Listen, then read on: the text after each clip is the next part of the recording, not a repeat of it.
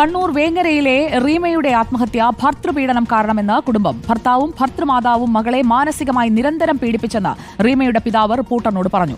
3 വയസ്സുകാരൻ മകനെയും ഒപ്പം കൂട്ടിയാണ് റീമ ചെമ്പല്ലിക്കുണ്ട് പാലത്തിൽ നിന്ന് ചാടി ആത്മഹത്യ ചെയ്തത്. റീമയുടെ മൃതദേഹം കണ്ടെത്തിയെങ്കിലും മകനെ കണ്ടെത്താനുള്ള തെരച്ചിൽ തുടരുകയാണ്. ഇന്ന് പുലർച്ചെ 1 മണിയോടെയാണ് സ്കൂട്ടറിലെത്തിയ റീമയും മകനും പാലത്തിൽ നിന്ന് പുഴയിലേക്ക് ചാടിയത്. 3 വയസ്സുകാരൻ ഋഷിവരാജിനെ ദേഹത്തോട് ചേർത്ത് കെട്ടിയതിനു ശേഷമാണ് ആത്മഹത്യാശ്രമം. റീമയുടെ മൃതദേഹം പുഴയിൽ നിന്ന് കണ്ടെത്തി. കുഞ്ഞിനായുള്ള തിരച്ചിൽ ഇപ്പോഴും തുടരുന്നു. ഭർതൃവീട്ടിൽ നേരിടേണ്ടി വന്ന കടുത്ത മാനസിക പീഡനമാണ് മകളെ ആത്മഹത്യയിലേക്ക് നയിച്ചതെന്ന് റീമയുടെ പിതാവ് റിപ്പോർട്ടറിനോട് പറഞ്ഞു.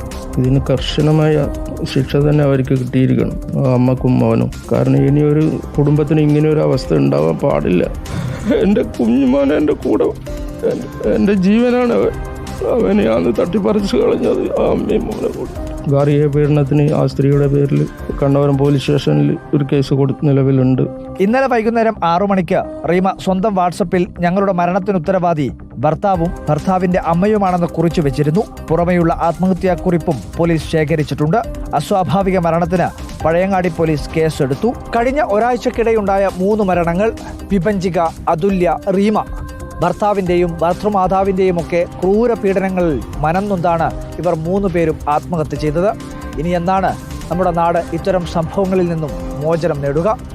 Reporter Arjun Kalliad, in reporter, Kannur.